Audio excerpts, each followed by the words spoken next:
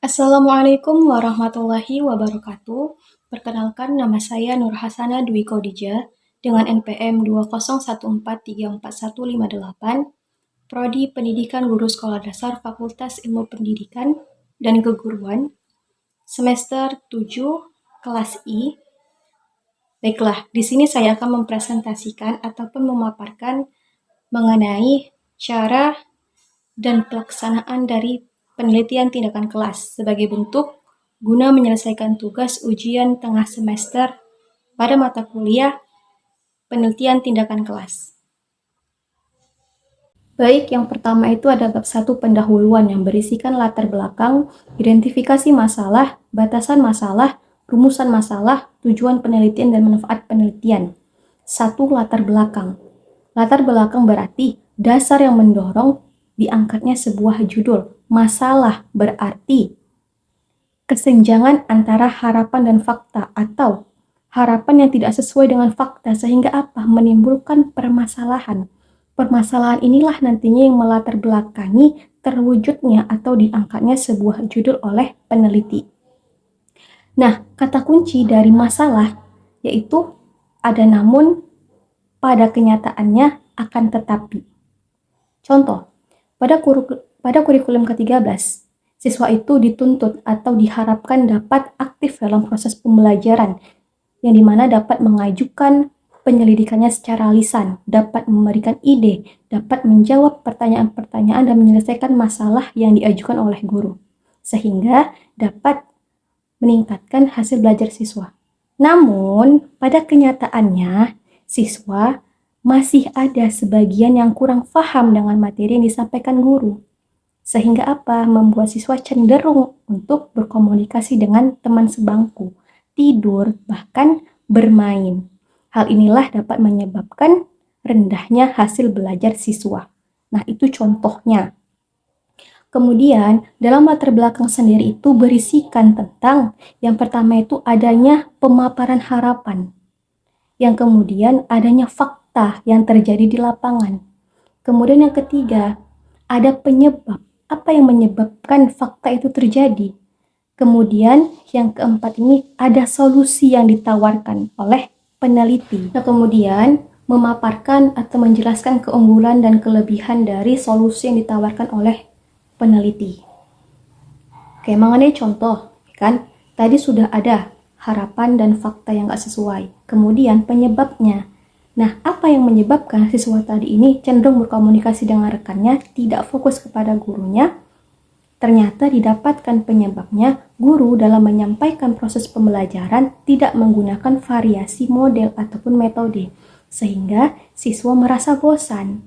Sebab pembelajaran masih berfokus kepada teacher center, yaitu ceramah. Nah, seperti itu penyebabnya. Nah, solusinya apa? Ya kan? Oke, solusi yang ditawarkan oleh peneliti adalah penggunaan model pembelajaran TGT atau Teams Games Tournament, yang dimana keunggulannya itu adalah dengan menerapkan model TGT, siswa lebih aktif, bisa berpartisipasi dalam pembelajaran. Baik, yang kedua itu ada identifikasi masalah. Cara mendapatkan hasil identifikasi masalah ini melalui proses pengidentifikasian pada bab 1 latar belakang. Nah, dari proses pengidentifikasian didapatkan, identifikasi masalahnya adalah siswa cenderung berkomunikasi dengan rekan sejawatnya. Kemudian, apa? Guru masih menggunakan presenter, ceramah.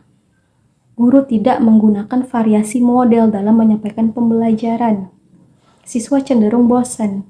Nah, hasil inilah nantinya diletakkan pada identifikasi masalah. Jadi, identifikasi itu hasil, sedangkan prosesnya itu berada pada bab 1 latar belakang. Kemudian yang ketiga ada batasan masalah. Nah, batasan masalah ini dapat dibuat setelah adanya identifikasi masalah. Bukan seperti rendahnya hasil belajar siswa tadi. Kemudian, siswa yang cenderung berkomunikasi dengan rekannya. Nah, dari sinilah nanti akan dibatasi masalahnya apa aja. Itu. Tujuannya tadi agar penelitiannya terarah. Yang keempat ada rumusan masalah.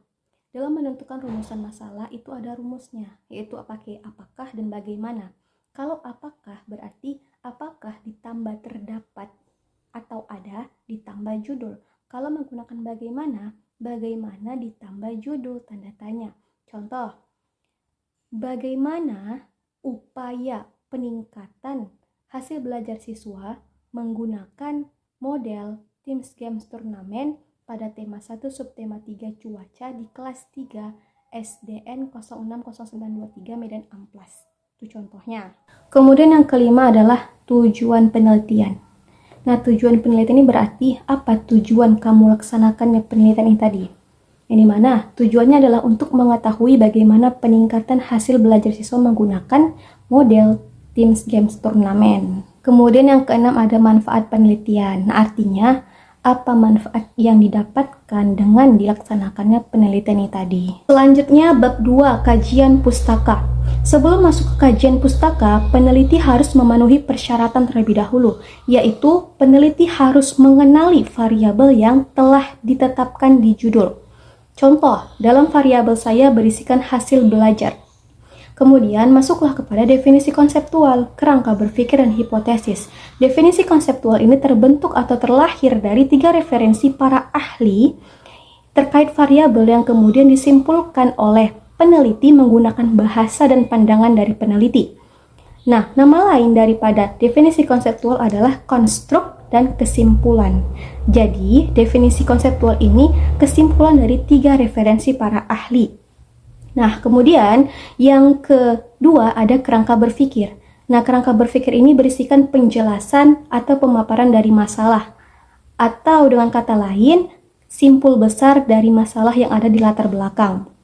Kemudian yang ketiga ada hipotesis atau dugaan sementara. Nah, dugaan sementara ini bisa diambil ditarik dari kerangka berpikir, berarti kesimpulan dari kerangka, kesimpulan akhir dari kerangka berpikir. Selanjutnya, bab 3, metode penelitian.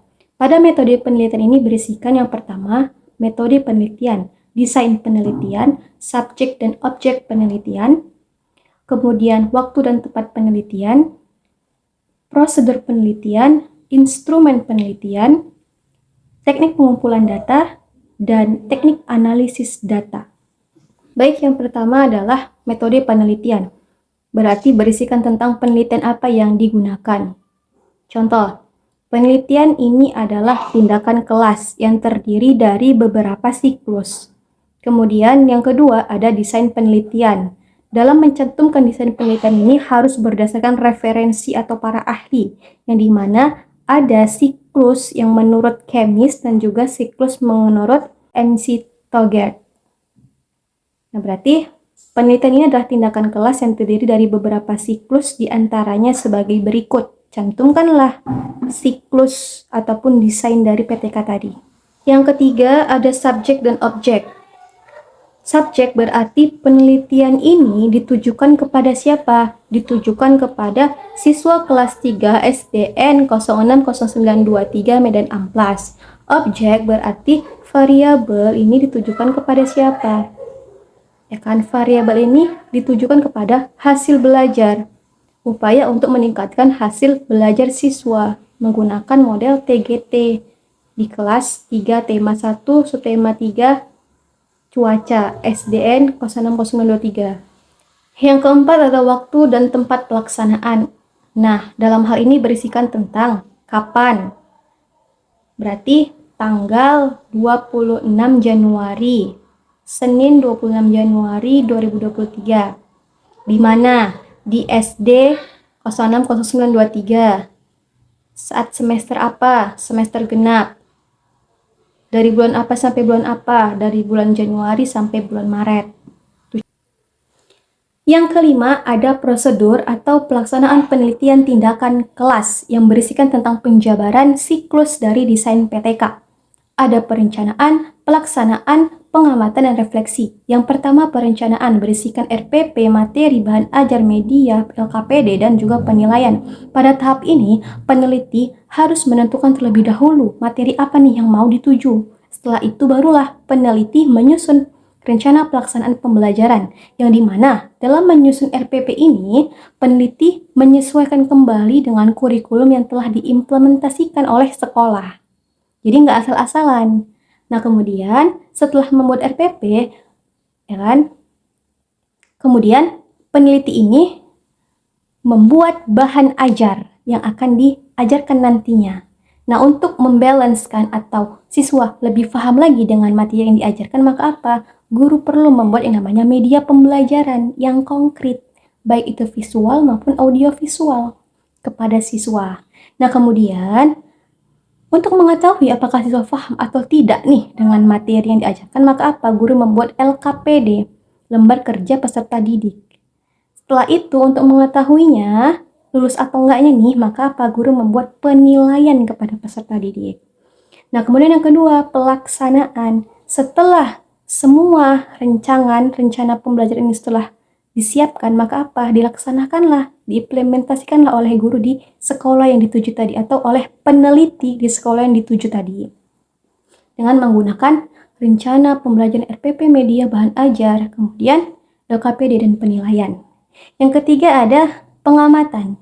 Nah, pengamatan ini dilakukan oleh observer atau rekan sejawat, boleh juga guru lain yang menilai baik pelaksanaan dari guru maupun respon dari siswa tadi. Jadi guru dan siswa itu diamati oleh observer menggunakan lembar observasi siswa dan guru. Nah, pelaksanaan pengamatan ini pun dilakukan saat proses pembelajaran dimulai dan sampai akhir proses pembelajaran selesai. Kemudian yang keempat ada refleksi. Nah, refleksi inilah nantinya kesimpulan dari si observer terhadap pembelajaran yang telah dilaksanakan. Nah, ternyata dari pengamatan yang dilakukan oleh observer didapati bahwasannya siswa kelas 3 SD 060923 pada materi cuaca mereka masih belum dapat menyampaikan ataupun mengajukan penyelidikannya secara lisan ataupun tertulis. Hal itu dapat dilihat ketika siswa ditanya mereka tidak bisa menjawab. Nah, seperti itu. Kemudian untuk gurunya sudah melaksanakan sesuai dengan sistematika pembelajaran. Seperti itu di prosedur penelitian. Nah, kalau misalnya pada siklus 1 itu belum atau masih gagal, maka apa? Perlu dilakukan siklus kedua. Setelah berhasil di siklus kedua, berarti apa? Sampai di siklus kedua lah penelitiannya tadi. Yang keenam ada instrumen penelitian atau cara membuat instrumen. Ada 3 bentuk instrumen penelitian. Yang pertama ada angket, ada tes, dan observasi. Dalam membuat instrumen perlu ada beberapa yang diperhatikan, yaitu definisi konseptual, kemudian indikator yang ingin dicapai, misalnya indikator keberhasilan belajar siswa hasil belajar. Kemudian membuat kisi-kisi. Nah, setelah dibuat, maka apa? Dikalibrasi atau disaring. Misal, ada 30 soal, maka disaring. Dicari mana yang lebih tepat lagi menjadi 15. Nah, 15 ini nantinya divaliditas, kemudian direhabilitas, dan jadilah instrumen yang akan nantinya disebarkan kepada siswa. Yang ketujuh itu ada teknik pengumpulan data atau cara penggunaan dari instrumen. Syarat dari penggunaan instrumen ini apabila sudah dibuat instrumennya terlebih dahulu, barulah bisa digunakan. Nah, penggunaannya bisa dilihat dari nama instrumen. Kalau dia hasil belajar, itu tes. Kalau dia berkaitan dengan minat, itu angket atau observasi. Nah, dalam pelaksanaan pengumpulan data atau penggunaan data ini ada beberapa aspek yang perlu diperhatikan. Adanya lapangan, adanya kelas, adanya siswa, adanya guru, adanya perangkat pembelajaran, dan teknik pengumpulan data. Melalui apa? Melalui lembar observasi penelitian tadi. Kalau dia hasil belajar berarti tes. Contohnya, oke. Adapun dalam pelaksanaan teknik pengumpulan data, guru atau peneliti menyebarkan tes hasil belajar ketika proses pembelajaran selesai dilaksanakan atau materi sudah selesai dipelajari, sudah difahami. Yang dimana tesnya ini tuh berbentuk pilihan berganda atau objektif. Nah, apabila siswa benar dalam menjawabnya, maka siswa mendapatkan nilai 1. Tapi, apabila siswa salah dalam menjawab, maka siswa mendapatkan nilai 0. Nah, setelah siswa mengerjakan, maka apa? Semua kertas siswa akan dikumpulkan menjadi satu yang kemudian akan direkapitulasi data. Kemudian yang terakhir itu ada teknik analisis data. Nah, teknik analisis data inilah cara untuk mengelola data tadi yang sudah disebarkan. Itu akan dihitung melalui apa? Melalui rumus-rumus yang berdasarkan referensi para ahli. Misalnya, rumus menurut Sukanto, rumus menurut Adiduyo, seperti itu.